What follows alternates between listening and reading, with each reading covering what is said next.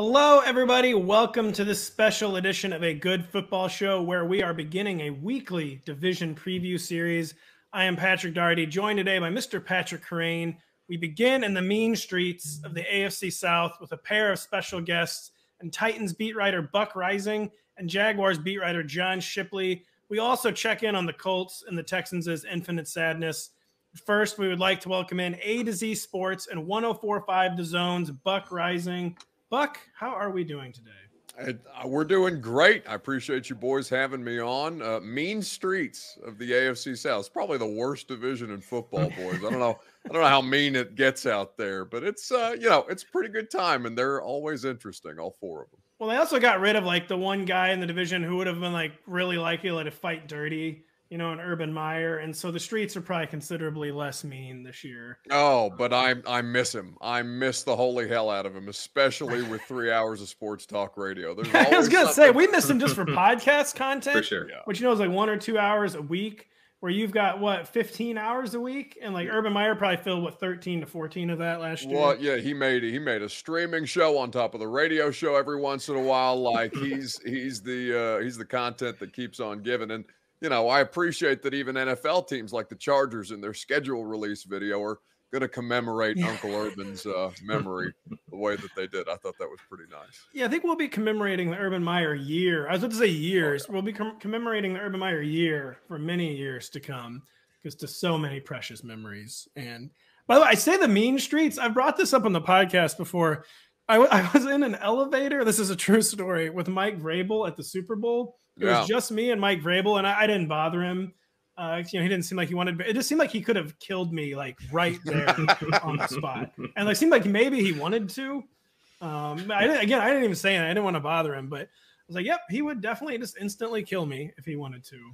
So yeah, a press conference with Mike on any given day is a bit of a roller coaster because he wants to fight every time he's up there, and he's not. I don't know if you guys have seen some of the clips that come out of our press conferences, our media availabilities, but yeah, Mike likes to play with his food a little bit at the podium, so it can get pretty nasty out there. And also, his hands are the size of my head, so if he really wanted to crush me like a grape, he could do it. That was the thing, maybe not to get too graphic, where he could have done the mountain thing to me from Game of Thrones if he really wanted to. Don't look it up. I think my friend Diana Rossini asked him before a Ravens game if he had to fight John Harbaugh, who would win. And I think he he played it off pretty nicely, but I think we all know that Mike would win. Yeah, he would. He went viral, a few times for his press interactions. I forget what the one where he got real upset and he walked out. But name a day. It could be Zach Cunningham, and he doesn't want to talk about the fact that Zach Cunningham may or may not be active. It could be that somebody asked him what it was like to play for Bill Belichick, and Mike doesn't like to talk about what it was like to play for Bill Belichick, so he'll go at you any number of ways. He's got a highlight reel. I put one together one time. It's pretty good. That's a weird Mike Vrabel loophole, by the way, where I feel like I kind of consider him a Bill Belichick disciple, because he's so associated with Bill Belichick. But like you said, he never actually coached for Bill Belichick. Yeah, but he's got the Belichick thing to him. He's definitely got the New England, find the loopholes. He's on the competition committee. He understands the rule book better than the officials. Hell, they beat Tom Brady in his last game as a Patriot with that weird punt, kneel down, kill the clock type thing that Belichick had come up with, I think, against the Jets. They used that in a playoff game, and I think there's still a meme of Bill going around just losing his damn mind about getting out Belichick. Yeah, I kind of doubt they've spoken since then. I think they're pretty good. Every time we have joint training camp practices with somebody, it's either Brady and the Buccaneers or Brady, whichever team he plays for, and the Patriots. So they keep in touch. Yeah, Brady's now part owner of the Miami Dolphins, I believe. I stopped following NFL news about February 27th this offseason. So I'm assuming nothing has happened since then. Just a ridiculous. People don't want to believe the conspiracy theories that are actually happening in the NFL, and you're like, look at this one that almost happened in front of everybody's faces, if not for an unprecedented lawsuit. The fact that more people didn't talk about that still blows my mind. Yeah, I know. I would say all NFL conspiracy theories, none of them are true except for everyone involving the Dolphins. All of those ones like are true. Perpetually. They're very prone to it. Kerrane, I swear you'll get to talk at some point, by the way. Just sitting there like a polite young Irish man. And, I'll get in. I know I'll get in there at some point. We're here to talk about the Tennessee Titans. And Buck, really the only thing we've been talking about with the Titans so far this offseason is Treylon Burks' breathing. And by the way, I'm asthmatic, by the way, so I'll cast some asthma stones maybe. Excellent. Mine's actually very well controlled, by the way. Thank you to Symbicort, the wonderful makers of Symbicort. But you are obviously much more inside the team than we are. But from an outside perspective, we were just talking about Mike Vrabel. It seems like he is quick to sour on people. And just like, how much do you think this is already a concern for Treylon Burks going into the summer? Like, is he already like out of favor with the coaching staff? Not that they're going to like immediately turn on like their first round pick, whatever. But how much of this is that it's May and June and we're bored and a guy couldn't finish a practice? Or is there like any actual there with the Treylon Burks conditioning issues? Sure. I think that once it became a recurring situation, yeah, it's fair to be concerned. And listen, the air quality down here in Nashville, especially when it's been triple digits for the past basically 10 days here, if you're somebody who deals with asthma, we're one of the worst places in the country as far as summer air quality is concerned. Now, the guy played at Arkansas. It's not like the conditions in Nashville, Tennessee are drastically different. So it's fair to wonder, okay, is it a conditioning situation? I've asked Mike about this before, if there's kind of a little bit of an expectation for them to come in.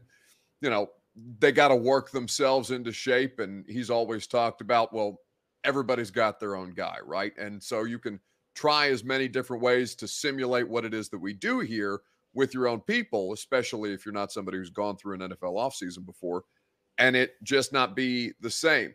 Now, as far as Mike's concerned, he's always had a certain way of dealing with people. And he's not going to protect them overtly when it comes to production. Now, in places like injury, Mike might as well be giving out an NHL injury report with upper and lower. I know. body. I was going to say, I feel like we have to do the injury updates. It's one of our website's main thing. Yeah, we don't do them.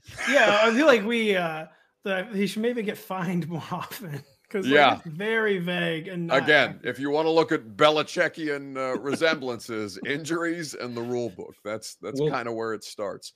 Speaking of the being vague, I mean, he described in minicamp Burks as unavailable. And so was that related to asthma? Was that related to conditioning? Is it possible he was nursing some kind of actual injury? Like, do you have any sense of what unavailable meant? Yeah, it's a conditioning situation alongside with the asthma. There hasn't been any indications, no reporting or nobody locally outside of what we've been able to discern that's had some kind of injury situation. He's not out there on the practice field that often. So for us to peel through the amount of practice footage that we have to try and find the spot where he may have done something hasn't been fruitful thus far. So Mike will always defer to, we come up with individual plans for all the guys. They're on individual plans. And, he said the same thing, if you want to keep it to, conspiracy theory type stuff. He said the same thing of Jeffrey Simmons, who was physically here for mandatory minicamp, but is having a bit of a contract hold in, if not full on hold out, just simply unavailable. And that's about all the detail that we typically get on the front end without having to do our own homework.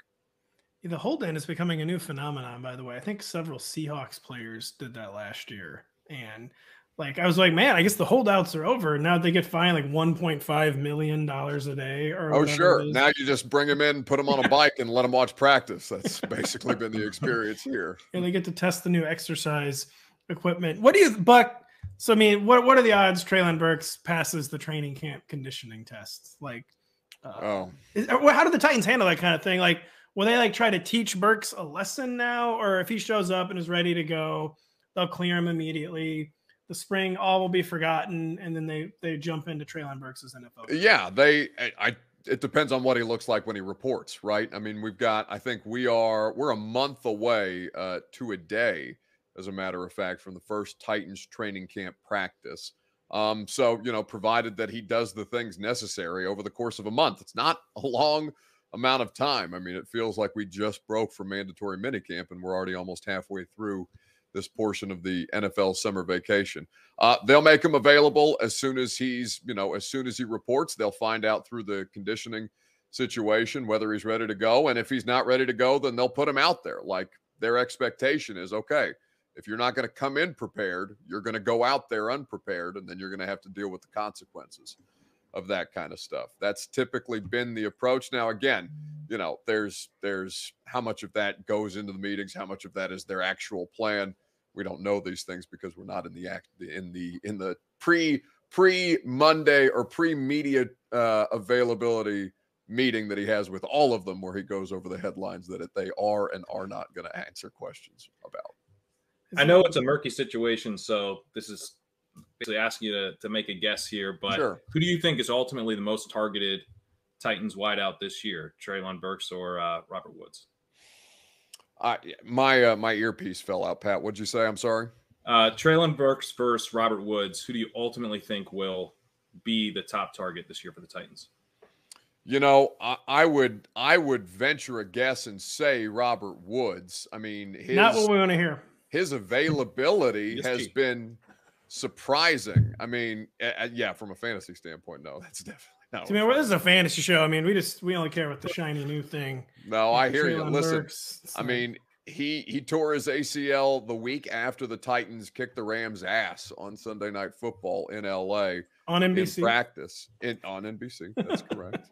Sorry, they do not make us do that. No, but you should. You know why? And that's how you're gonna keep doing that. Keep that up. So to see him out there, like the first day of the voluntary stuff, he was out there. He looked pretty fluid. He's got the knee brace on, sure. But I wouldn't discount the Kyle Phillips situation in this offense. It's the first time since one good season of Adam Humphries that they've had a true slot option. And I think it's going to go back to tight end heavy sets. I mean, they got away from who they were last year. A lot of 3 wide receivers on the field. They had 91 different players put on that uniform. They had to do it based on the sheer amount of attrition. But in Austin Hooper, who's a bit of a reclamation project, in Chigakakwo, I would expect a lot of 12, a lot of 21 to get those tight ends involved creatively, kind of the way that you saw Arthur Smith do it. That's weird. You kind of brought up an interesting point that I mean, a very obvious point that I hadn't even thought about. Like, maybe not the greatest sign for Treylon Burks' rookie fantasy workload when the guy coming off a torn ACL is already practicing more than the young college guy. Yeah, who just had a first-round pick. That's a pretty interesting way to frame it. The whole thing has been super perplexing. Honestly, this has been one of the more dramatic off seasons that we've had with nonsense like this, because Tannehill doesn't want to mentor Malik Willis, and AJ Brown is forcing a trade, and all of a sudden the first round pick that they traded up for has got an asthma problem, when the last 2, Caleb Farley, still hasn't played snaps of consequence, and Isaiah Wilson, I think, is still coming up on police reports as far as his off the field indiscretion, shall we call them. So yeah, it's been pretty spicy here, but it does not. If you are looking at Burks as a fantasy play, there has been zero evidence so far through the offseason that he is going to pay off in any way of consequence. You mentioned Kyle Phillips. Do you view him as sort of ahead of Nick Westbrook-Ikhine in the sense that, assuming Burks gets together, it would presumably be Woods and Burks on the outside and a 3 wide receiver set with Phillips in the slot? Yeah, I wouldn't presume that it would be Burks. Nick Westbrook-Ikhine is somebody who is an undrafted guy. Has it was a bit of a joking point, his first training camp, the fact that he would physically fight the football as opposed to catching it, and out of sheer need, he's figured out a way to play all 3 positions in their offense that they asked the wide receivers to. So I would imagine that it would be Woods and Nick Westbrook-Ikhine out of the gate if you're looking at X and Z receivers, with Phillips in the slot and probably Austin Hooper as the starting tight end. Chig will get playing time too. So yeah, Hooper is the starting time. But last year, we kept expecting a Titans tight end start getting enough targets to kind of be somebody who could stream in fantasy, and that just never happened. You think Hooper I don't even know how familiar you are with fantasy. I mean, how do you think Hooper will see enough targets to be a guy who will at least like maybe catch 3 or 4 passes a week? Yes, without question. I think the amount of malfunctions that they had last year, Derrick Henry notwithstanding, just across the board as far as availability was concerned. And the tight end group was the most disappointing group on the roster, bar none. I don't think that they regret not paying Jonnu Smith, what was it, $50 million? $52 million, I believe. To go underperform in New England. But what they had on that COVID cap at the tight end position was not nearly sufficient enough. They look great so far, Tannehill and Austin Hooper. It's something that he seems to really thrive on, the connection there with that position, especially as Todd Downing gets into an offensive system that's a little more comfortable for everybody. I would expect Hooper to see, I would take the over on 3 to 4 catches a game. That's pretty interesting intel, because he's really jumbled in like the fantasy rankings, like between like 10 to 20 amongst the tight ends. So like a guy with a track record, the most promising thing that we've seen on the offensive side of the football is the two of them, Tannehill and Hooper. That's the thing that's really caught everybody's attention, because they're dealing with 5 new starters. They're basically going to run the ball and play defense for the first month until they figure out who the hell they can trust on the outside. So speaking of running the ball, after years of like unmatched durability, Derrick Henry is returning from injury. I would say finally returning from injury. It's not like it's just like you kept waiting for a guy who handles those kind of workloads to get hurt, and he just never did. He's been hurt now. He's 28. Some of the modern era's biggest workloads ever behind him. Do you envision any change in his usage, or is that just a silly thought? Derrick Henry is going to be Derrick Henry until the wheels fall off. Basically. They're going to run him into the ground. They're going to get the full bulk cap hit out of that contract. He's pretty cost effective. And I think there's like $3 million guaranteed left on his deal over the course of the next 2 seasons. It's not something that for Derrick's, physical well-being. Yeah. So Derrick, best of luck. Yeah. But he's going to do it. Like he is the unstoppable force, even when the efficiency went way down. I know people who study the advanced metrics probably on a much more granular level can speak to specific numbers. But obviously, he got contacted a lot more behind the line of scrimmage and at the line of scrimmage than we're used to seeing. But they didn't have anything else. They just kept running Derrick Henry, whereas he's in every other season, he's always been a bit of a slow starter. And then as, attrition wears down the other teams, it's still a 250-pound, 6'4" running back, running through your face mask and stiff-arming you to the center of the earth. So his whole thing is it's going to be pretty interesting, but I would not envision any lack of workload. Even as Hassan Haskins, I think, is their insurance policy. Say, is he the clear number 2, Haskins? Because it seems like the Titans continue to not take the number 2 running back position seriously at all. No, God, no. Well, why would they? They just now broke the first one, right? It's been a couple of years since they've had to think about another guy. I would say that as far as snap counts are concerned, and just as somebody who's going to be involved in the passing game, Dontrell Hilliard is going to be the number 2 running back just based off usage. I think Haskins is Derrick's backup, but in obvious passing situations, they perpetually take out Derrick. And Hilliard is somebody who is going to take that Jeremy McNichols role, which is, they thought Darrington Evans was going to be that, and now he's playing for the Bears. Yeah. Henry was used a bit more in passing situations last year, at least as a receiver. Do you expect to see that continue, or maybe even develop a little further this year? Throw this guy some screens, man. They seem comfortable with it, and Derrick's always done well with screens, right? Like his thing is if you get him out in open space, he's going to make plays. It doesn't always have to be, 4 stiff arms of Jags defenders and a 99-yard touchdown run on Thursday Night Football. Oh, come on, that's a cheap shot. It happens. It happens quite frequently for Derrick. I mean, that's going to happen this year. I mean, so there's no point in pretending it's even a joke. You start to feel bad after a while, but I think they got a little better chance on that quarterback. Anyway, Derrick in space is dangerous, and I think Todd Downing recognizes that.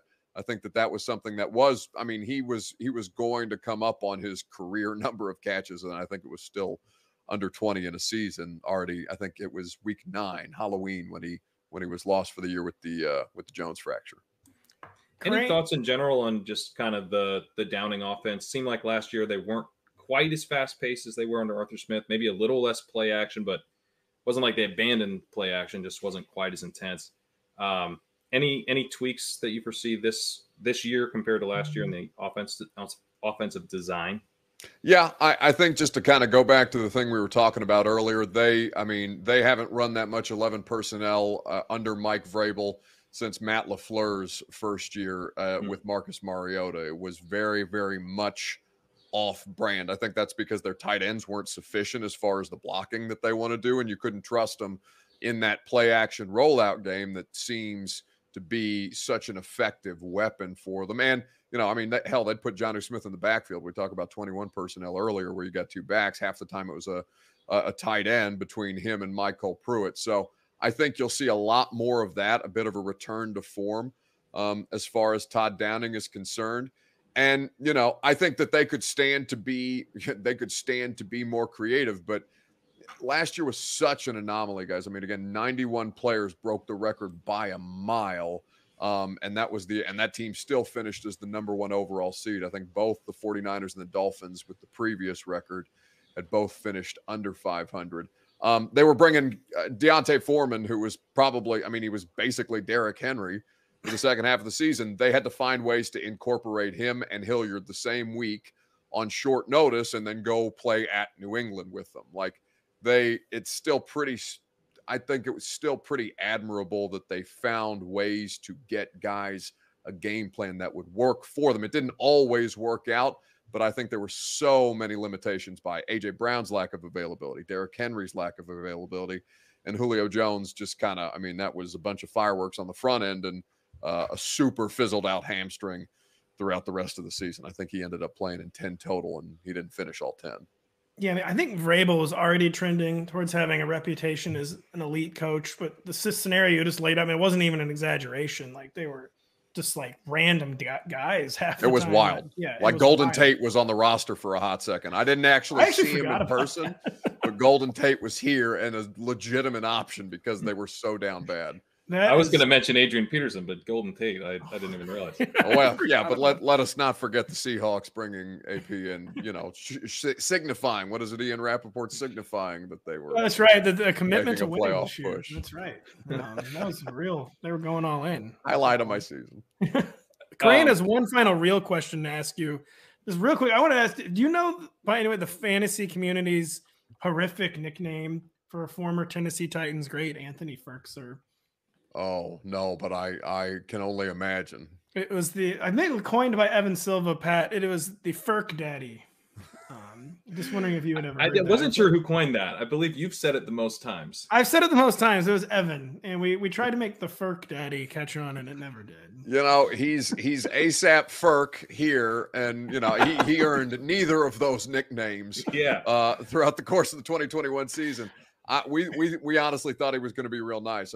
He's been the closest thing to a slot option that they'd had, and that tandem with Jonnu Smith really worked well under Arthur. But it was a clown show how bad it was for Firkser last year. So yeah, neither of those nicknames, respectfully to Anthony, neither of those entirely deserved. It should never be said again, Firk Daddy, but I'm going to say it anyway. They call it the players call him Turkey Hole, which again, still something that I don't inquire too much. This guy's addicted to bad nicknames. I guess it's not his choice, really. But listen, if you guys watch the congressional hearing for Goodell, where they're listing off all Tom Brady's nicknames, I had no idea that Tom had that many. And sure enough, on Pro Football Reference, there they all are. PRF, they kind of come up with ones that no one has ever said.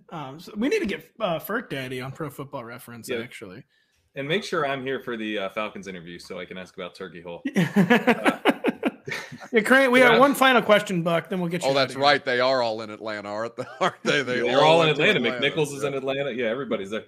I wanted to ask about Malik Willis. What do you think the plan is for Willis? And do you think we'll see Willis this year? I would assume that would be a bad year for the Titans if we do see Willis. But what do you think? What do you think the plan is there? Yeah, it would be disastrous if he got legitimate playing time. Listen, I think that, and I've talked to their quarterback coach a lot about this, Pat O'Hara. It's really the first time that they've had a rookie. This is a ground up type situation. They got to teach him how to run a huddle.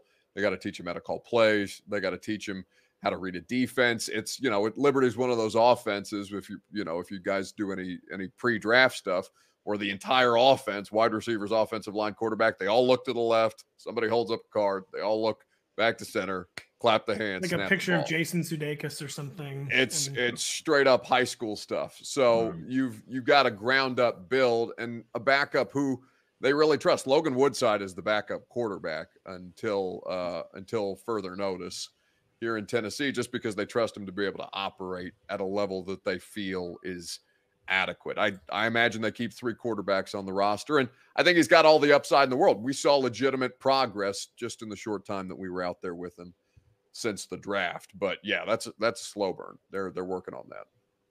Well, again, not what we wanted to hear, but that's fine. Well, Tannehill's free right now in drafts, so actually, I think if we can trust Tannehill to be the starter for the entire season, he's actually a great fantasy pick.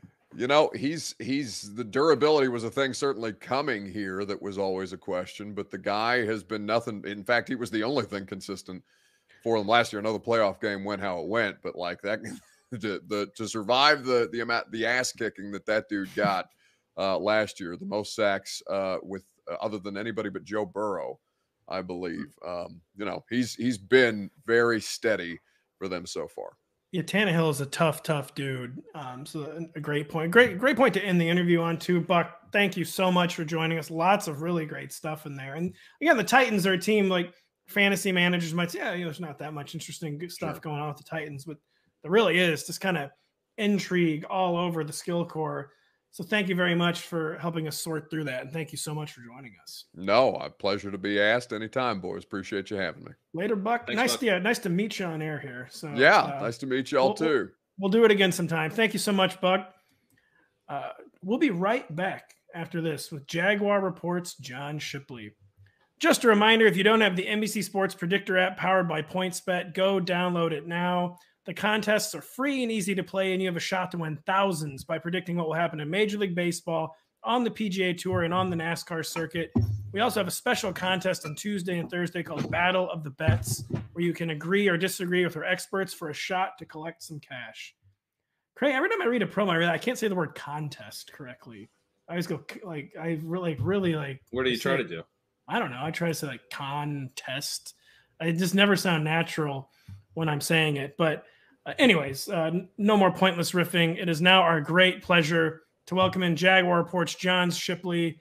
John, contrary to popular belief, the Jags are a real team with real beat writers and everything. You are one of them. How are you? We know it's always a normal day in Jags country. Hey, I'm great. We have families and bills and, everything else those other football teams have. It's awesome. They even let us, drive our cars to the parking lot. But, no, it's been awesome. I was telling somebody a couple of weeks ago that I was like, even as a reporter who, I could care less what the end result of their games is. I hated going into their stadium last year. Like, it just listening to somebody, feed you BS every day and, the team's not going anywhere. And I can't imagine how it felt for people who actually work for them. And now this year, I'm like, okay, I actually, enjoy going to work again. So they've definitely settled down some this offseason, which I'm happy for. That's kind of always famous last words, I feel like, with the Jaguars. But it's good to be settled down for now. Yeah, toxic comes to mind. Yeah, in the 2021 situation. Yeah, an environment so toxic that the reporters don't want to go to work seems like maybe that seems pretty bad. To run a franchise. It was terrible. Like at one point, probably halfway through it, I was like, wow, Urban Meyer, he doesn't give us enough stuff to write about. And then after, I think it was after like the James Robinson benching stuff, I was like, dude, give us less, like, please, man. Just don't have a prepared statement every time.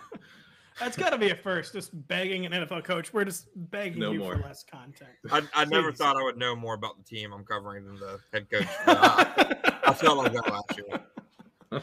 Yeah, Urban Meyer comes to you, John, like, who the hell is LaVisca Chenault?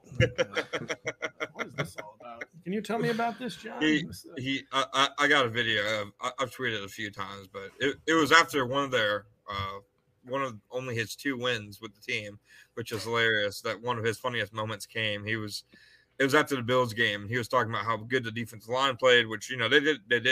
They beat down Buffalo's offensive line. They did. That was weird. It was. And Adam Gotsis, who, he's one of the more underrated players, really good run defender. He kept calling him Alex Clancis. And eventually somebody was like, man, who are you talking about? Clancis? Is that Alex? They didn't have anybody named Alex even on is that a real Urban Meyer under the impression that's a real last name for anyone, let alone Adam Gotsis? Yeah, and that was after a win. So that's a real missed opportunity for us as far as blurbs go. Yeah, I know. Damn. Do you think he knew who Aaron Donald was? Was that like overplayed? Was that like misinterpreted? Did Urban Meyer know who Aaron Donald was? Is this an extended bit by Urban Meyer?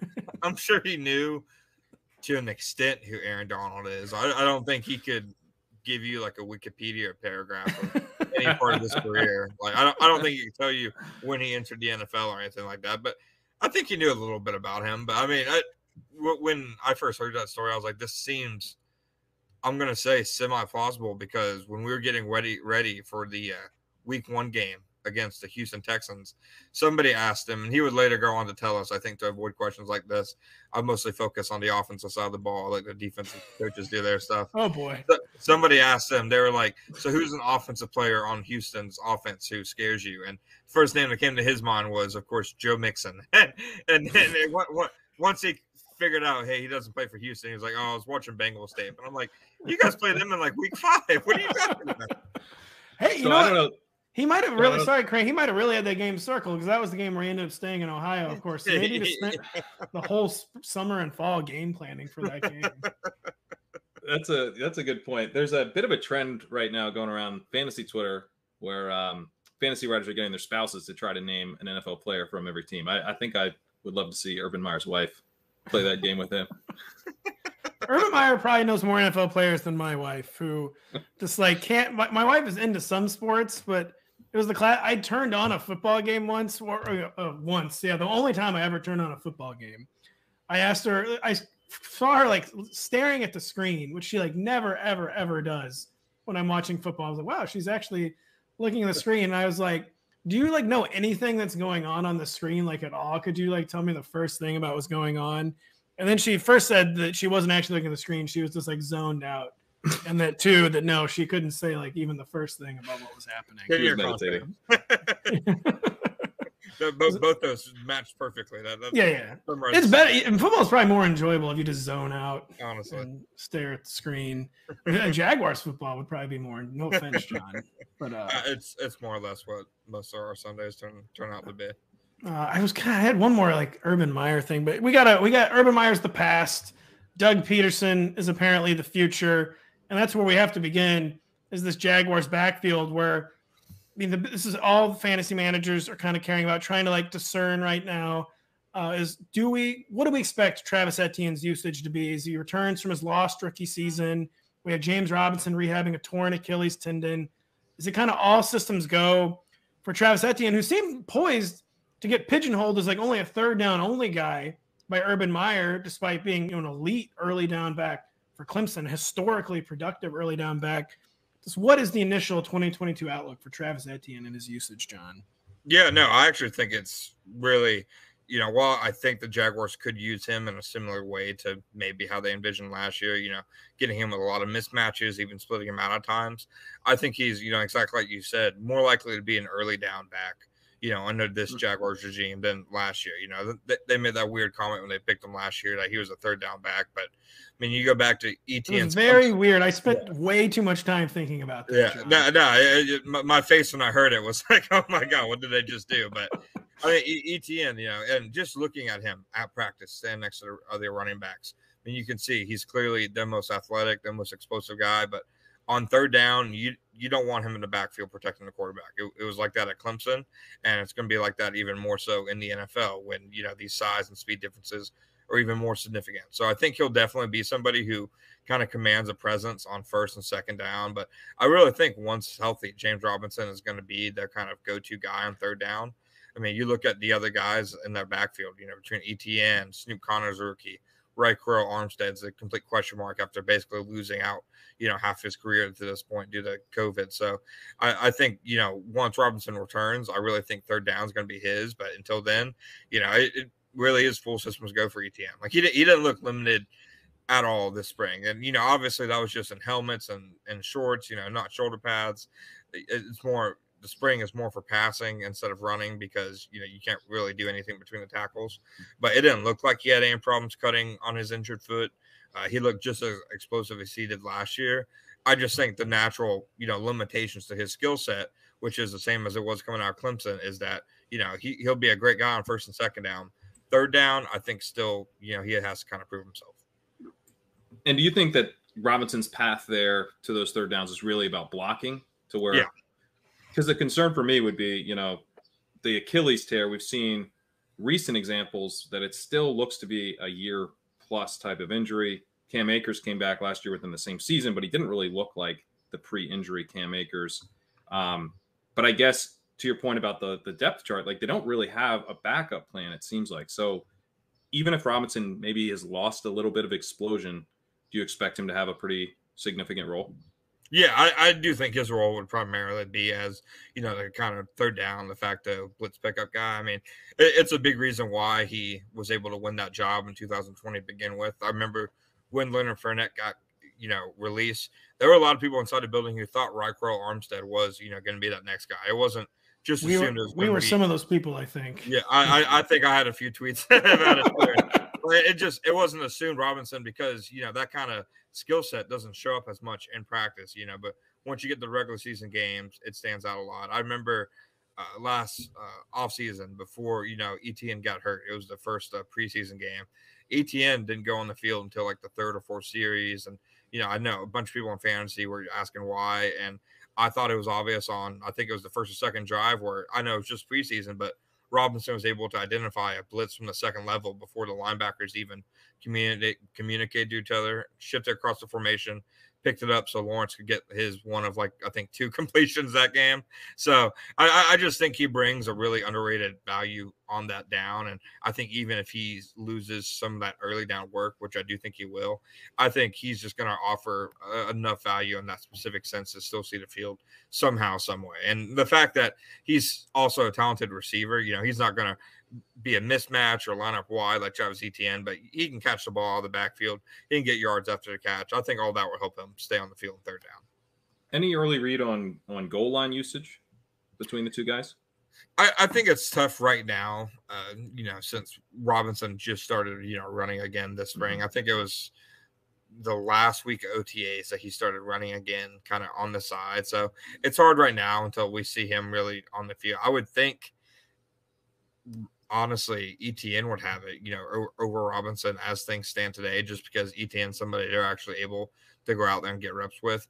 And I wouldn't really put Snoop Connor as a guy really out of the conversation, somebody to, vulture some touchdowns, because Doug Peterson, the Eagles, Doug Peterson loves him some committees. He's so in vogue right now in America. he loved using, 3 running backs on game day, having 3 separate guys, make some kind of play. So I really think when they took Snoop Connor, it was 1, insurance for Robinson, and 2, to also have that kind of bigger goal line guy in place of ETN if Robinson ever can't go. Do you think, is Robinson going to be ready for week 1? Is he maybe a reserve pup candidate? Do you think, I know that you kind of maybe just be guessing, but yeah, what is your feeling of of Robinson will actually be ready for week 1? I feel like all logic and everything we've seen from these kind of injuries before is to expect him to be a pup candidate and, come back closer to week 4 or week 5. When he talked after their last mini camp practice to media, and he was saying, he is expecting me back in training camp. That's what his timeline is. The Jaguars, they smartly haven't been as bold to say, yeah, he'll be back for training camp. I personally would be surprised, but I think the fact that, I don't think he would say that unless he actually felt like there was a chance of it happening.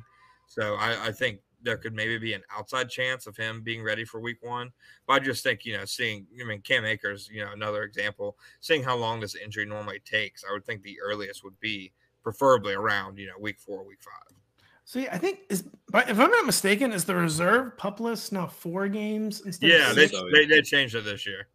All right, so I don't know, maybe it'll be a pupless guy, which would be kind of unfortunate. But I guess also fortunate. No offense to James Robinson, but fortunate if you're all in on Etienne this summer, And well, is it Etienne? Etienne? Why do I always want to say Etienne? I've heard both, and it's to the point where I'm not positive. I think it's Etienne, but I gotta get used to Etienne. 55% sure on that. Gotta hit that E hard. Gotta hit that E real hard. So it's weird. So you're basically saying the roles in the backfield are gonna be the total inverse of what football genius Urban Meyer seemed to have planned. Yeah, which is it's crazy how a Super Bowl winning head coach might want to switch things up from what Urban Meyer did. It really seemed like Urban Meyer viewed James Robinson as that undrafted rookie who he could not get over that. Yeah, he had definitely not heard of James Robinson. Right. He was like, I wouldn't have offered you at Ohio State. Why would I want you to play now? Like, he legitimately wanted Carlos Hyde in on him. And Carlos Hyde was notorious for kind of loafing, with the Jaguars the last couple of years. He was known as somebody who turned it in. And I'm like, you're the only person in the city of Jacksonville who would rather this guy be on the field. Peterson's probably planning on mixing it up in the passing game as well by having a functional passing offense. Big adjustment. Big adjustment, truly. Christian Kirk basically seems like he has to be that guy. Sent shockwaves to the industry. $200 million contract. Crazy deal. Honestly, a little unfair to Christian Kirk, I think, because he was a good receiver last year. And really, I think, took a step forward in Arizona playing out of the slot, but still being like their top option down the stretch with DeAndre Hopkins out. So I've been really curious about his deployment in Jacksonville. Like, is he going to be in the slot a lot? Are they going to use a lot of 3 wide receiver sets that then allow Christian Kirk to be in the slot? Because they do have Marvin Jones, Zay Jones, who both, I think, profile traditionally as kind of outside wide receivers. So that deployment, I think, would work, but do they plan to move Kirk around the formation a fair amount? Any thoughts on that? Yeah, no, I think they definitely view Kirk, if you had to ask, where he's primarily going to line up and see his most work for him, I would say definitely the slot. I put a story up on the site the other day where I talked to their wide receivers coach, and he was saying when they were doing their scouting for free agency, they had receivers broken up into outside receivers and slot receivers, and they had Kirk in the slot receiver group. But he said the more he watched him, he watched past just last season, and he was like, this guy can win on the outside as well. And that's something that Peterson, Press Taylor have said. They said that, when they go into 12 personnel, they still think he can be a guy to keep on the field on the outside. They think in certain games they can have him line up outside. So I do think it'll be matchup and probably week-to-week specific in terms of how he's actually deployed. But I would expect, him to be the starting slot receiver, obviously still in the field, probably with Marvin Jones and 12 personnel. And I think that's, like you said, Marvin and Zay Jones on the outside, Kirk in the slot. I think that's what you're going to see most of the time with them. And I don't think the Jaguars are signing Kirk and expecting him to, beat Jamar Chase and line up on the outside and win downfield, 10 times over, a 2 or 3 week span. He always seems like, slightly miscast in that role in Arizona. Kirk's weird. He's solid at everything. And I feel like no one has truly found his niche yet, even though he's been a very good NFL player. So it'd be very interesting to see. I think that they're really going to. I'm not sure if this is the type of offense that, obviously he got paid, a buttload of money, and he's being $450 million. He's being paid like the top option, but I'm not sure this is the kind of scheme, going back to Peterson's days in Philadelphia, that has a number 1 receiver option. I really think it could. I think there'll be weeks where Zay Jones has more targets than Christian Kirk, which would be hilarious weeks, online to kind of gather here for the content. Opinions. Yeah, highest paid athletes in the world are Kylian Mbappe, Mike Trout, then Christian Kirk. That's where it goes. Yeah. Do you think there'll be like that one, rotation? Sorry. He didn't take any in Bitcoin, though. No, sorry, Kerrane. Yeah, you go with the actual question. Well, I was just going to ask about the rotation behind Kirk. You mentioned Marvin Jones in 2 wide receiver sets. Do you think he'll be kind of locked in ahead of Zay Jones in 2 wide receiver sets? And then behind the Joneses, do we see a Jamal Agnew? Do we see a Laviska Shenault return from the ashes to get some work in the slot? Because it does seem like, if Kirk's maybe rotating to the outside, it would be unusual to have Zay Jones or Marvin Jones in the slot. So that would potentially open up snaps for another receiver. Yeah, I mean, Marvin Jones specifically is somebody who I don't think the Jaguars see somebody as, and they'll say, publicly, we think all of our receivers can line up everywhere. I don't think from other conversations that Marvin Jones is somebody they really see as an inside player. So when it comes to a rotation, in the slot, I do think it would go Kirk and then Shenault, Agnew. Oh, yeah. I think Zay Jones is somebody that you'll see there. Evan Ingram's another person I think you'll see there. I do think as things stand, like in their 11 personnel offense with 3 receivers, that they are locked in with Marvin and Zay Jones on the outside, Christian Kirk in the slot. I don't think there's any chance of anybody but those 3 guys being the week 1 starters, no matter really how camp goes. They're really high on Zay Jones and Marvin Jones. Yeah. no offense. Yeah, I mean, he has to the operative word there. Yeah. And I think when you look at Marvin Jones, I still think that they're high on his production, his leadership. They basically, my conversation with the receivers coach, he more or less said that all the receivers came into this offseason knowing it was Marvin Jones's room from, like a culture and leadership standpoint. So I think that alone is going to earn him, a pretty large spot in the offense. He's also the only guy out of their top 4 projected pass catchers who has any experience with Lawrence before. So I think just that in-game kind of chemistry and history will help. But I do think Shenault will firmly be their, number 4 receiver option. I think they see him as a guy who can line up inside or outside, though I think he needs to be inside. I think the worst thing that happened to his career so far is last year when DJ Chark got hurt. They moved him to X receiver, and it was clear after like a game that it wasn't going to work, but they did it for like a month and a half. And after he caught like 4 passes during that span, they switched it up and expected him to go right back into the slot seamlessly. And I feel like when you watch him last year and you break down his issues last year was the first year in his football career, like even going back to his Colorado years, that he had issues with drops. He wasn't, a dropsy kind of player. Issues with utilization and route running before, absolutely. But last year was the first year he really put the ball on the field. And I think a big part of that was his, kind of convoluted usage, some confidence issues. So I do think he'll get a chance to play, this year. I think he'll get some design stuff. He'll be the 4th receiver, on the field. And, receiver is a position where you're always going to find an injury at one way or another. So I think any of those top 3 guys go down. I think Shenault's going to be the first guy to step up. So you mentioned Visca as the number 4 receiver. The number 4 receiver in the Doug Peterson offense traditionally gets about 175 targets, right? If we're just getting to project this for fantasy. Over the first half of the season. Yeah. So you laid out the rotation behind Christian Kirk, and that all made a lot of sense to me. So from a playing time perspective, but from like a usage perspective, who do you think is the second most targeted pass catcher on the Jaguars? I think it's Marvin Jones. I really do. I think strictly from the fact that this is already an offense that it's not going to push the ball downfield a ton outside of, some of the back shoulders that Marvin Jones, already showed you could get last year. I think, a lot of the timing stuff, RPOs, those kind of short to intermediate passes from the outside. And again, like I said, he's somebody who Lawrence has that in-game chemistry with. They spent really all of last year, together. They had some ups and they had some downs. And I think, they'll come out on the other side this year with a better, kind of connection than they did last year when, Marvin Jones was for some reason catching balls from Gardner Minshew for half a training camp. So another guy, we'll get you out of here after this one too, John. Evan Ingram, kind of like the classic, prototypical, most talented guy in the world, right. Always seemed ready. He's always kind of on the verge in New York, and it never just happened. Do you see him having like enough targets and receptions to be like a fantasy viable guy this year?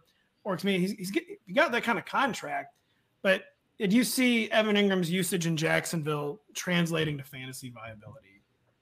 I do, because I think when you look at the role that he's in, in Doug Peterson's offense, I mean, Darren Arnold's a solid pass catcher for what the Jaguars normally have at tight end. We talked about Dan Arnold way too much last year. Yeah, exactly. The way I've described it to people is Darren Arnold went from like the Jaguars' best pass catcher to their number 2 tight end. And that's, if you want to like talk about their improvement this offseason, that basically sums it up. So I think Ingram is good enough to kind of command those targets in an offense that really emphasizes it.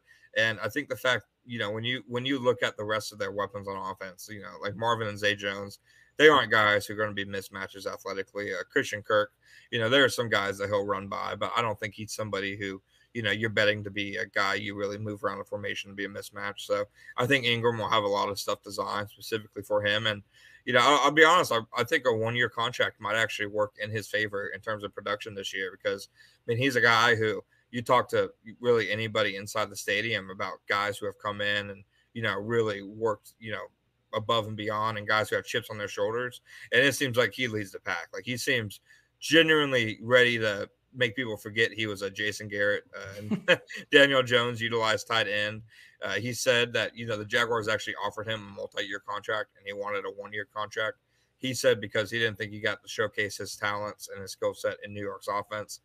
I think he sees this offense as a chance to do so. And for a lot of guys having the pressure of, okay, maybe this is my last chance to cash in, I think it could impact them. And I think that could be a case here.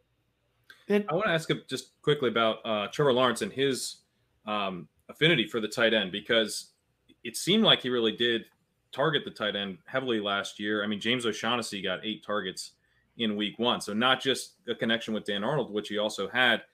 Do you think that was kind of the offensive design? But, that Bevel system's not necessarily known for like having a feature tight end. So I wonder, if that's maybe Lawrence or just kind of a lack of other options. I think it was a little bit of both. I think when you going back to Clemson never used tight ends. I remember somebody did a story about Lawrence utilizing tight ends at Clemson. It was like a combined 3 touchdowns thrown to them during his career there. So I didn't come into last season expecting tight ends to be utilized heavy, but like you said, James O'Shaughnessy until he got injured was one of their more targeted players. Dan Arnold, when he got back, was one of their more targeted players.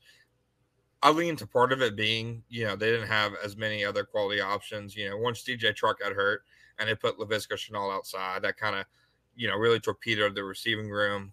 Defenses could hone in on Marvin Jones. And I think tight ends generally are, a friendly target for rookie quarterbacks because they're wanting to get rid of that ball quickly, especially over the middle of the field. So I do think that it's a position Lawrence learned to utilize last year. And I'm just talking about Ingram specifically. I think looking at skill sets that Lawrence has thrived at throwing to, both at Clemson and with the Jaguars, it's the bigger body types with, big catch radius guys who can win downfield, guys like Justin Ross, DJ Chark, Dan Arnold, LaQuan Treadwell. These are all guys he's, been good throwing to because he's so willing to, give them a chance to win downfield. And Ingram is really the only guy on the Jags roster this year who, kind of classifies as that type. So I really do think he's a good fit with Lawrence and his skill set and the offense. It makes a lot of sense with Ingram. Infamously slow to develop position, quarterback chaos, coach chaos in New York.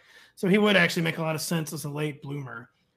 Yeah, no, absolutely. And like I said, I think he's obviously betting on himself, but if it all works out, I could see him being like a serious name to watch next offseason, when the free agency market comes again. And I'm sure the Jaguars are hoping he has an okay year, not a great one. Yeah. He wants to become Jared Cook 2.0, basically, have a disappointing start to his career and then just get a increasingly escalating series of 1-year contracts. Basically. Yeah, or at least Derek Ebron. Yeah, exactly. Yeah, exactly. At least get in the Ebrons. I have to. Whenever I read about Ingram, I think it was the other day. I started writing and called him the most athletic Jaguars tight end since, and I couldn't remember. I was like, can't say James O'Shaughnessy. That's not impressive. And I was like, no, it's O'Shaughnessy. And I was like, Julius Thomas was fat when he was in Jacksonville, so that one wouldn't work for anybody. I was like, you can't say Mercedes Lewis because he ran even like a 5.0 40 in his prime. Yeah. So I think Ingram will definitely be a newer type of guy. In franchise history, it sounds like. Yeah. Well, John, awesome stuff. Lots of great info on the backfield specifically. It's just going to be a really interesting one to follow. And it's such a hard receiver core to parse. I think you gave us a lot of good stuff there. And a lot of good stuff just trashing Urban Meyer. It's really was fun. He makes it easy. Why you had you on, basically. As long as I got to live with the memories of that year, I'll keep on reliving them. Thanks so much, man. We'll do it again sometime. Rest up because I'm sure it won't be a normal summer in Jacksonvile, even though it should be a normal summer in Jacksonville. So thanks so much for joining us, John. Appreciate it, guys. Kerrane, now, are we going to talk about the Colts and Texans, I guess? That was the plan, yeah. That's the plan to talk about the Colts. The Colts are just a really weird team to me. because I mean they're the betting favorites to win the AFC South over the Titans, at least a lot of the places you look. But there's just like a lack of compelling fantasy situations, really, where like all like the oxygen is being taken up by like Nyheim Hines might catch 5 more passes this year. And that's where I will begin with you.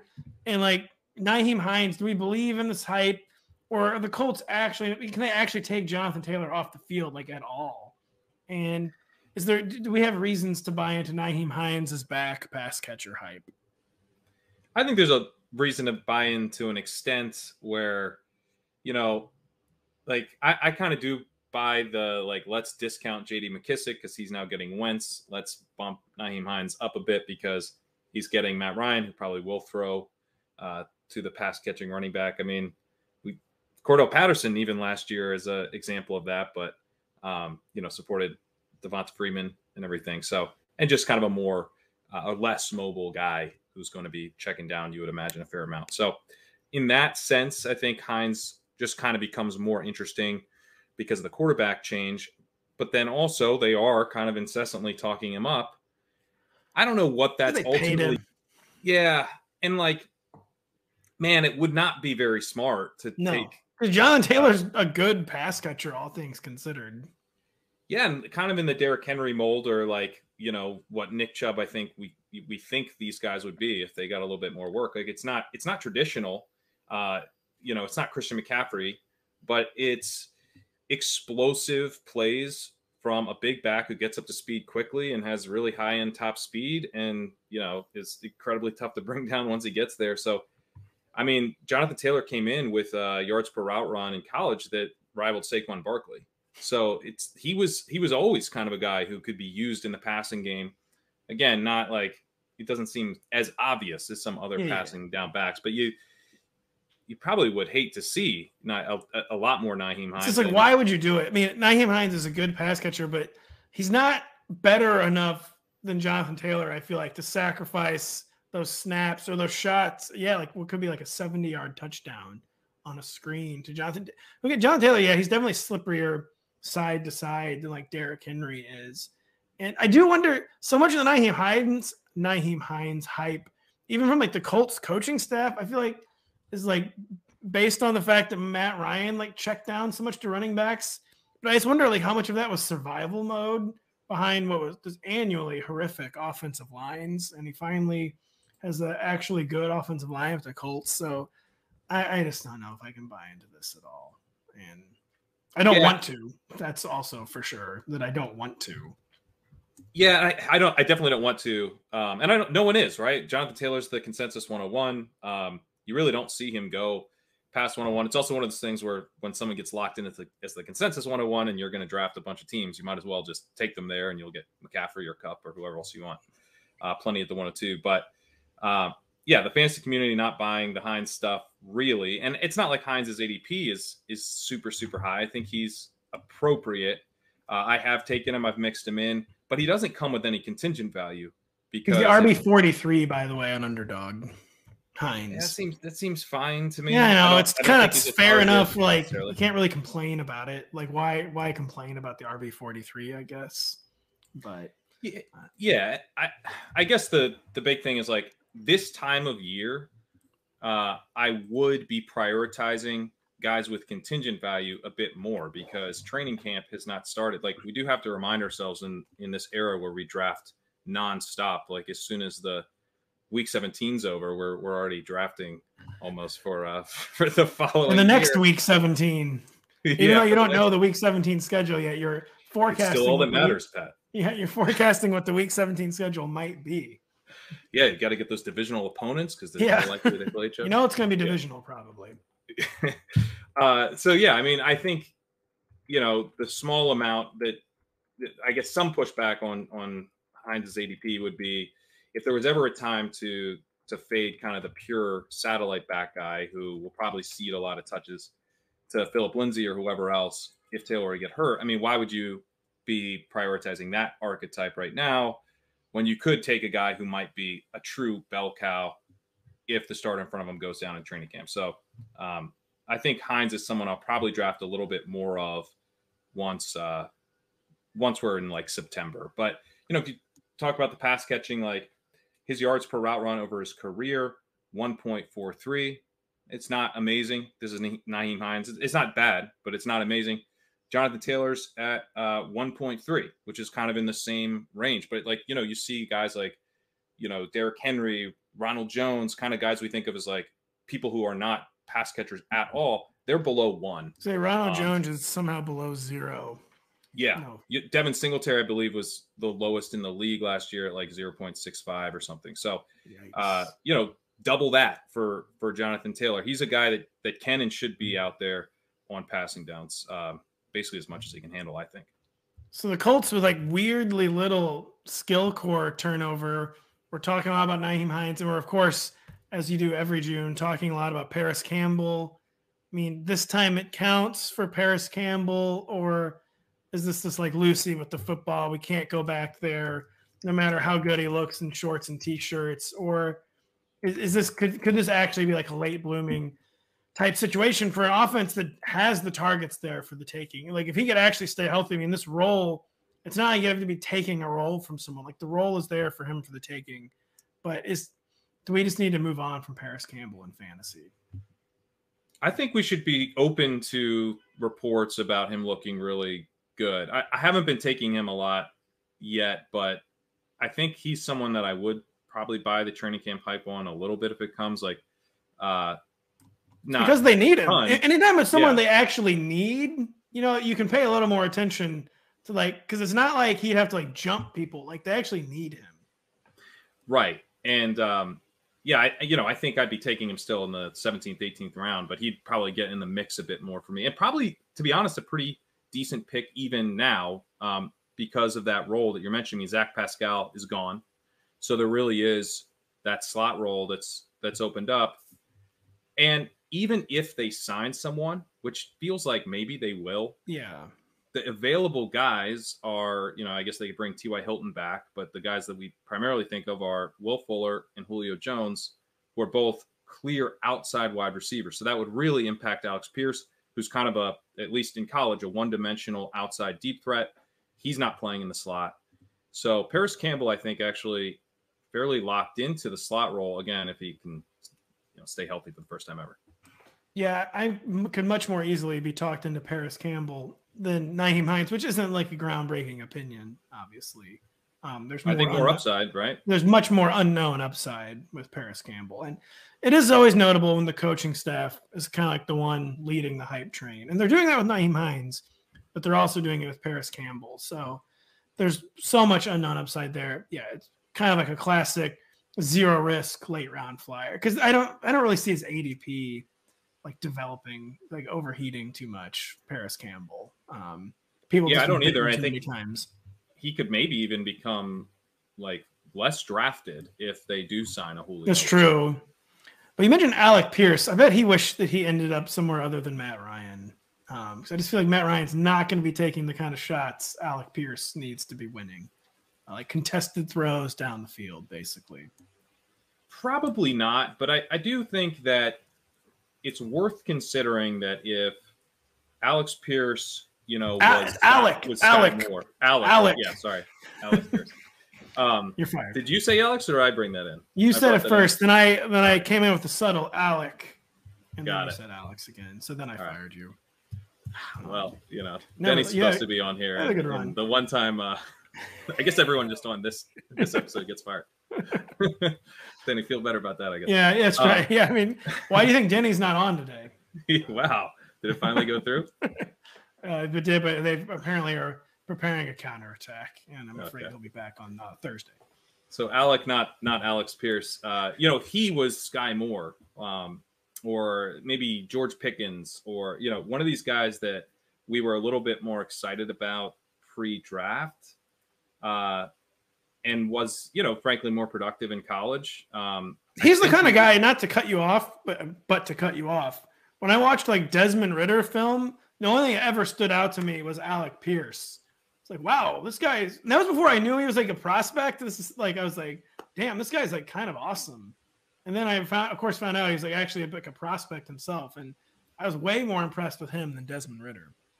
Yeah, and I'm not impressed with Desmond Ridder either. And so I think I should probably be a little bit more open to Alec Pierce, because there's a chance they don't bring in anybody. And if they don't, he's going to play a ton. Like, he has to play a ton. And the upside dream scenario for him, I think, is basically Terry McLaurin. You know, just kind of one of these guys who, for whatever reason, didn't have a ton of production, but is a special athlete and has an ability to win downfield. Like, tape, metrics, everything is like, yeah, this guy wins downfield. That's what he does. That's what he's for. That's why he was drafted where he was. The quarterback fit isn't ideal, but I mean, we saw like Case Keenum, Alex Smith. I mean, these have been the guys supporting Terry McLaurin. So to some extent, if Pierce is just better than his production profile indicates, which, you know, he does kind of profiles that super athletic downfield guy. Those have been some of the guys that have really surprised us production wise. So he is someone that I have drafted some of, not drafted a ton of, but definitely I think has a lot of upside if he's out there in 2 wide receiver sets, as it right now projects to be. Yeah, Pierce, like you said, the quarterback fit's not ideal, but it's not like it's disastrous, which is like all you can ask for sometimes. So it's not like, yeah, it's like a hopeless situation. Matt Ryan wouldn't be who draw up in a lab for Alec Pierce, but it's not like it's a disaster or anything like that. Especially because, you know, you mentioned the offensive line. I think that's a big deal for Matt Ryan. Totally. I mean, he could look like totally renewed guy. Yeah, this could be a really big upgrade, offensive line wise. Quickly to close out the Colts, Michael Pittman. If you eliminate like the dudes who were hurt, Michael Pittman was the wide receiver 30 by average PPR points. He was the wide receiver 25 when you get rid of guys who only played like 5 or 6 games. Over under wide receiver 25 for Michael Pittman by average PPR points this year. What are you taking? I will take the better than that. Whatever. The over, right? I think the under would be, because it's confusing. I'd say the over because it's better, right? Yeah, you think, but higher than wide receiver 25. You're saying you take the over, the low. I'm saying better. I think he'll be better than wide receiver 25. Yeah. Right. There you go. Better or worse? What are you taking? I think like push, basically. I think he's gonna be like the wide receiver 25. I like him a lot, but he's another guy where it's not like, I mean, Matt Ryan he's not like the dude who likes to do these like difficult throws, I feel like. Yeah. Yeah, if you gave me like the wide receiver 18, I would take worse. And I might take the worst. Like, I'd probably lay more money on worse than 18 than I would better than 25. But I think he falls somewhere in that mix. We have 90 seconds to with the Houston Texans, Pat. No, we're going to talk about. We left a lot more time than I thought we would. We're going to talk about them a little longer than that. And the first thing, I'm kind of like a little confused why Brandon Cooks has become like this cause célèbre in like fantasy circles this offseason. We're like, everyone's like, Brandon Cooks, man, that guy's so underrated. Like the numbers he put up last year at Davis Mills, like he's the wide receiver 26 right now on Underdog. Do you think he's being underdrafted, overdrafted, or right where he should be? I think he's probably, I don't know. I think it's fine. Like, I've taken him occasionally. I would say maybe he's slightly overdrafted for like the time of year it is, where like, I don't know, like, what's going to break to where. That's my whole thing. Is like, why pay full price for Brandon Cook? Like, do you think there's like another gear coming for this guy at this age with this quarterback? That's what I just don't really understand about the Brandon Cooks pick.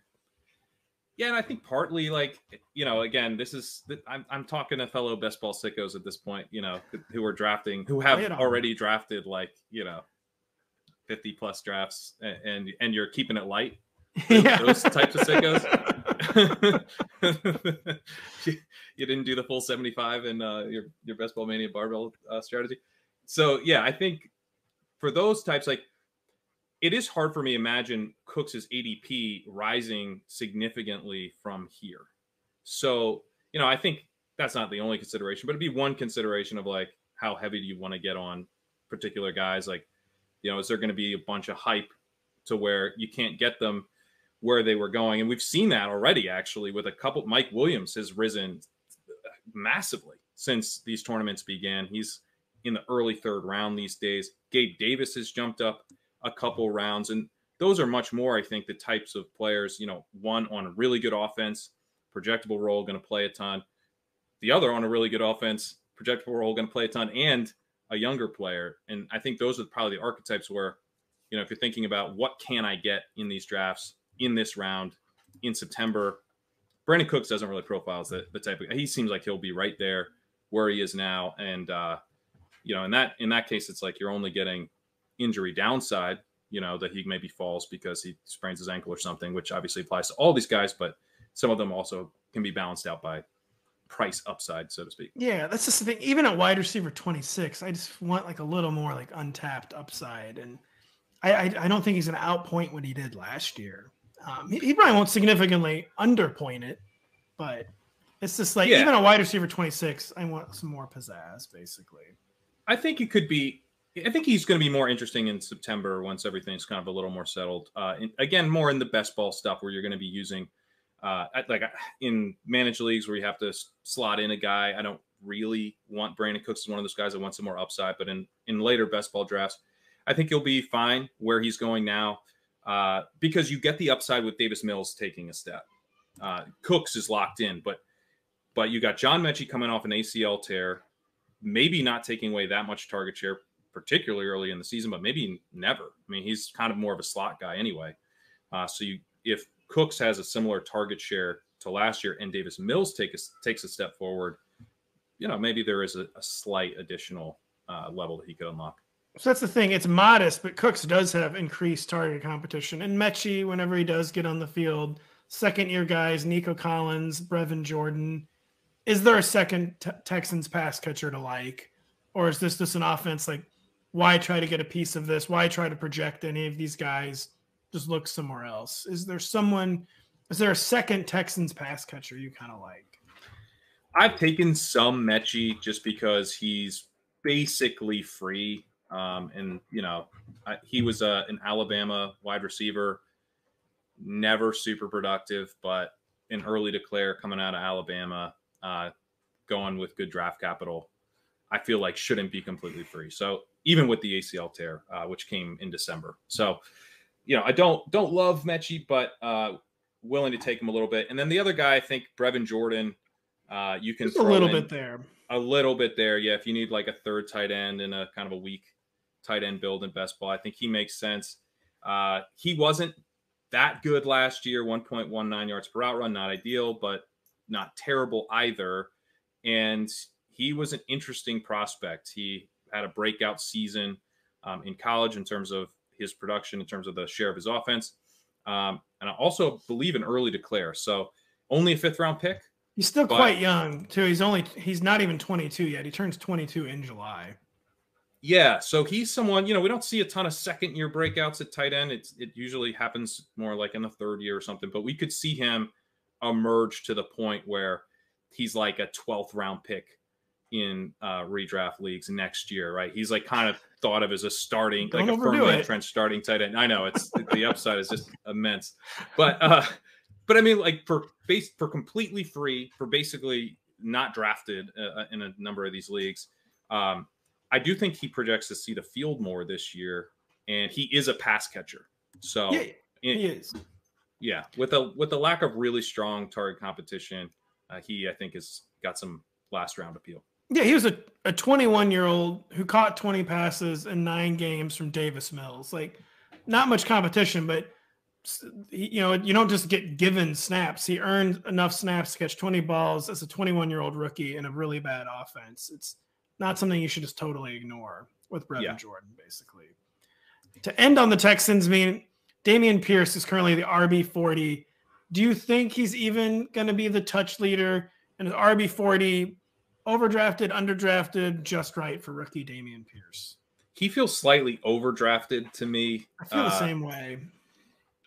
It's one of those things where, like, if he was a little cheaper, I'd probably be drafting a lot of them. But where he's going now, I don't tend to draft him a lot, which always feels like, a slight leak in my game. Where he's probably not. He's like not a bad pick, so I probably should mix him in more than I do. But I struggle with it because we had like rival blurbs up on the site. One is like, Dameon Pierce could be the starter, and then the other is like the Texans are going to lean on Marlon Mack. So Someone's fired.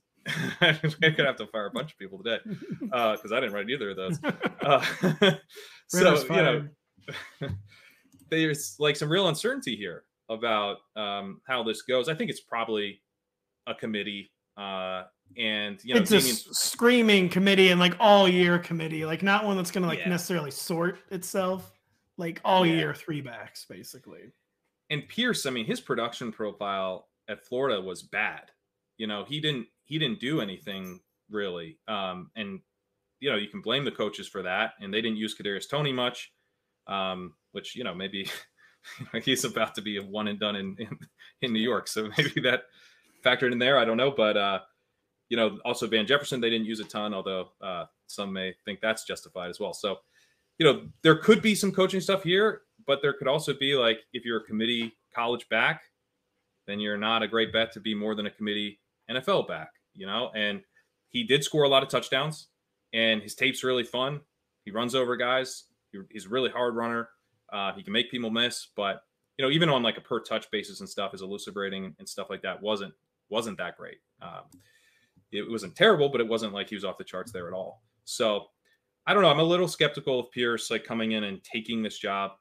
I think it'll be a committee. And so therefore, if it's going to be a committee, why wouldn't I take the cheaper of the 2 guys, Mac right now, basically free 17th to 18th round in these drafts, and kind of the half PPR formats.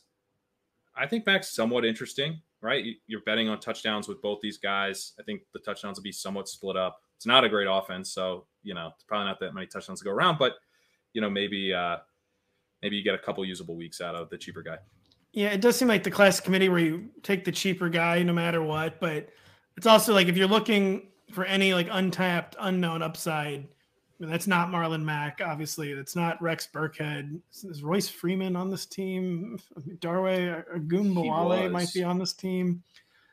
Pierce makes sense where at least he's the only one where there's like theoretical unknown upside. But like you said, the downside just feels like pretty pervasive for a rookie and a guy without an amazing profile in this offense. So you could see the Pierce ADP come down. He is on this team. I think Dare Ogunbowale is always a red flag for a backfield because coaches love playing this guy.